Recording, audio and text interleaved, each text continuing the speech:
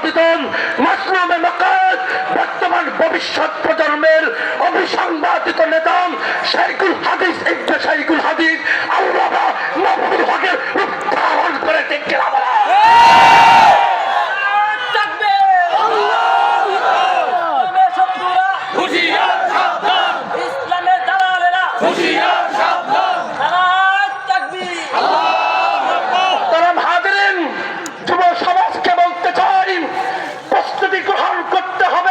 আমরা নতুন এক বিপ্লব আসবে। সেই বিপ্লবের জন্য মানসিকভাবে শারীরিকভাবে প্রস্তুত থাকতে হবে। কথা বলো ঠিক না ঠিক? আজ মুসলমানদের অবস্থা অত্যন্ত নাজুক। কেবল মুসলমানরাই হচ্ছেন কাফের মুশরিকদের আক্রমণের একমাত্র লক্ষ্যবস্তু। আজ কাউকে ব্যাখ্যা করে বোঝানোর অবকাশ রাখে না। আসমানের নিচে জমিনের উপরে পৃথিবী নামক এক গ্রহের কোথাও যদি কোন লাশের স্তূপ পাওয়া যায়, কোন বিধ্বস্ত ঘর বাড়ি বিরান জনপদের সন্ধান পাওয়া যায়, খুঁজনে তালাশতে দেখবেন এই হতভাগা মুসলমানদের লাশ। কথা বলেন ঠিক না ঠিক? চতুর্দিকে নির্যাতিত নিষ্পেষিত মুসলমানদের আত্মচিৎকার, বিশ্ব মুসলমানদের নাম বেছে রাখেন চিরতরে মুছে দেওয়ার জন্য বিখ্যাত করা হচ্ছে। হাজার হাজার টন বোমা বিস্ফোরিত বারুদের গন্ধে পৃথিবী আজ এক মৃত্যুপুরীতে পরিণত হয়েছে। কথা বলেন ঠিক না ঠিক? মুসলমান আজ যদি ভেদাভেদ করতে থাকুন, কে আলিয়া, কে কওমি, কে ওয়াহাবি, কে সুন্নি, কে মাযহাবি, কে না মাযহাবি, কে খেলাফত মজলিস, কে ইসলামী আন্দোলন, আর কে জামাত ইসলাম, মনে রাখবে তোমার আমার আল্লাহ এবং রাসূলকে নিয়ে কুটুক্তি চলতেই থাকবে। কখনো দানের শেষ আসবে, কখনো নৌকা আসবে। খোদার কসম তোমার আমার ভাগ্য পরিবর্তন হবে না। কথা বলো ঠিক না ঠিক? আর যদি মুসলমান মাথার পাগড়ি বাজায় বেঁধেন খোদার জমিনে রাজপথে স্লোগান দিতে পারো, পরিষ্কার ভাষায় বলতে চাই, আমেরিকার হোয়াইট হাউসে কালেমার পতাকা উড়বে, রাশিয়ার মস্কো মুসলমান দখল করবে, দিল্লির লাল কেল্লা মুসলমান শাসন করবে। খোদার কসম গোটা পৃথিবীর রাজ শক্তি মুসলমানের পায়ে সস্তায় লুটিয়ে পড়তে বাধ্য হবে। ঠিক কিনা বলো?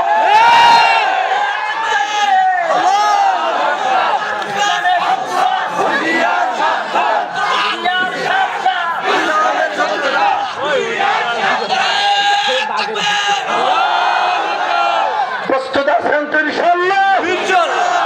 ৫৬,০০০ বর্গমাইল লাল সবুজের বাংলাদেশে জয় বাংলা স্লোগান নয়, আজ থেকে স্লোগান হবে নারায়ে তাকবীর, আল্লাহু আকবার। কথা বলো ঠিক না ঠিক?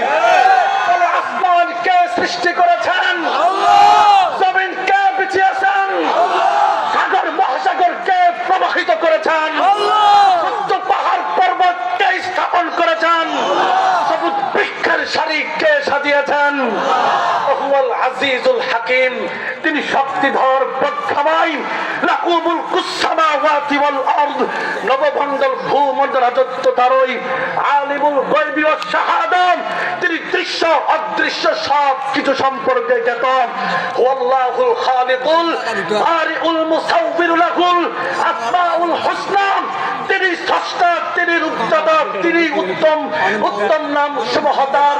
ওয়াল্লাযী জাআলা শামসা জিয়াআন ওয়াল কামারা নূর, তিনি সূর্যকে তেজস্কর করেন, চন্দ্রকে জ্যোতির্ময় করেন। এজন্য সব জায়গায় বলি আজ भी हो जो इब्राहिम का ईमा पैदा आप कर सकती है अंदाज गुलिस्ता पैदा। ओ मुसलमान, তাকে যদি তোমার মাঝে ইব্রাহিমের সেই ঈমান আগুন তবে হইবে আবার স্নিগ্ধ শীতল ফুল বাগান। কথা বলো ঠিক না ঠিক? আদিমুন বিলা ইবতিদা কাইমুন বিলা ইন্তিহা, তিনি অনাদি, তিনি অনন্ত, তার শক্তির পরিধি ব্যাপক সর্বত্র। আজ থেকে গভীর সমুদ্রের তলদেশ পর্যন্ত, অন্তরিক্ষ উপগ্রহ তার নিয়ন্ত্রণে, নদী নালা ঝর্ণা ফোয়ারা তার অধীনে, অতই সমুদ্রের জলজ প্রাণী তার নিয়ন্ত্রণে, চতুষ্পদ এবং দ্বিপদ ৩০,০০০ প্রাণী পর্যন্ত তার নিয়ন্ত্রণে। ফালিকুল ইসবাহ, তিনি উষার উন্মেষ ঘটান। ফালিকুল হাব্বি ওয়ান নওয়া, শস্য বীজ আটি তিনি অঙ্কুরিত করেন। কথা বলুন ঠিক না বেঠিক? জয় বাংলার স্লোগানে লাথি মারুন, আল্লাহু আকবার তাকবীরের ধ্বনি উচ্চারণ করুন।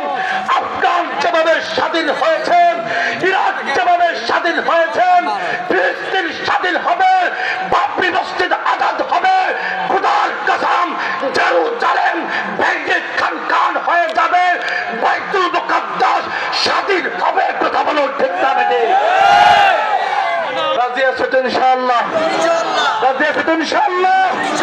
প্রস্তুত থাকবে তো ইনশাআল্লাহ? তারা হাজিরিন, বলতেছিলাম পরীক্ষার কথা। ইব্রাহিম আলাইহিস সালামকেও পরীক্ষা করলেন। পরীক্ষা করার পর তাকে জাতির পিতা বানাইলেন। পরীক্ষা করার পর তাকে গোটা পৃথিবীর মুসলিম উম্মাহর নেতৃত্ব তার হাতে তুলে দিলেন। কথা বলেন ঠিক না বেঠিক? আমরা তো পরীক্ষা করি যখন আমরা বাজারে যাই। বাজারে একটা মাটির পাতিল যখন কিনি, ঠুকে ঠুকে দেখি পাতিলটা পাকা না কাঁচা। কথা বলেন ঠিক কিনা? আম যখন কিনতে যাই, টিপে টিপে দেখি আমটা পাকা না কাঁচা। কাঁঠাল যখন কিনতে যাই, টিপে টিপে দেখি পাকা না কাঁচা। কথা বলেন ঠিক কিনা? সামান্য কাঁঠাল, সামান্য আম, সামান্য একটা পাতিল কিনতে যদি আমি ঠুকে ঠুকে দেখি, মনে রাখবেন আল্লাহর নবী মুহাম্মদুর রাসূলুল্লাহ সাল্লাল্লাহু আলাইহি সাল্লাম আসমানের নিচে জমিনের উপরে সবচেয়ে বড় নিয়ামত। কথা বলেন ঠিক না বেঠিক? এই নিয়ামত দেওয়ার পূর্বে তিন ব্যক্তিকে পরীক্ষা করেছেন, তিন ব্যক্তিকে পরখ করেছেন, ঝাঁকি দিয়েছেন। বাবা আব্দুল্লাহ, মা আমেনা এবং দাদা আব্দুল মুত্তালিবকে পরীক্ষা করলেন। পরীক্ষা করার পরে আল্লাহর নবীকে আমাদের মাঝে প্রেরণ করলেন। বলেন, আল্লাহর নবীর মান সম্মান ইজ্জতের একটা ব্যাপার সেবার আছে না নাই? আওয়াজ কেবল আছে না নাই? নবীর ইজ্জতের দাম আছে না নাই? মুহতারাম হাজিরিন, সাহাবায়ে কেরাম রাদিয়াল্লাহু তাআলা আনহুম কিভাবে আল্লাহর নবীর ইজ্জতের হেফাজত করেছেন, আমাদেরকেও সেভাবে হেফাজত করতে হবে। কথা বলেন ঠিক কিনা? কিভাবে হেফাজত করেছেন? চলেন আবু বকর সিদ্দিক রাদিয়াল্লাহু তাআলা আনহুর কথা। আবু বকর সিদ্দিক ফার্স্ট ক্লাসের একজন মুসলিম, কিন্তু তার বাবার নাম হলো আবু কুহাফা, ফার্স্ট ক্লাসের একজন মুশরিক। কথা বলেন ঠিক যাবে ঠিক? পিতা এবং পুত্র একসাথে ঘর থেকে বের হয়েছে। বের হওয়ার পর আবু বকরের পিতা আবু কুহাফা দোকান, বাসার সামনে একটা দোকান ছিল, দোকানের ভিতরে বসে বসে দোকানদারের সাথে আলাপচারিতায় লিপ্ত হয়েছে। মনে রাখবেন, আমাদের গ্রামের যে চায়ের দোকানগুলো আছে সবগুলো হচ্ছে গিবত অফ ইন্ডাস্ট্রি আনলিমিটেড কোম্পানি। কথা বলেন ঠিক যাবে ঠিক? এই যে গিবত শেখায়ত হয়, নতুন কিছু নয়, 1400 বছর ধরে চলে আসতেছে। আবু কুহাফা দোকানের ভিতরে বসে দোকানদারের সাথে আলাপ করতে করতে এক পর্যায়ে আপনার আমার কলিজার টুকরা প্রিয় নবীকে গালি দিয়ে ফেলছে, কটূক্তি করেছেন, গালি দিয়েছেন। আবু বকর ছেলে ওখানে দাঁড়ানো। আবু বকর টাকরা যুবক আর পিতা হলেন বৃদ্ধ বয়স্ক। কলারটা ধরে সামনে এনে এমন একটা কইসা থাপ্পা দিছেন, এক থাপ্পায় বাবা মুখ ফুটবে জমিনের ভিতরে পড়ে গেছে। শুধু তাই নয়, বেহুশ হয়ে গেছে।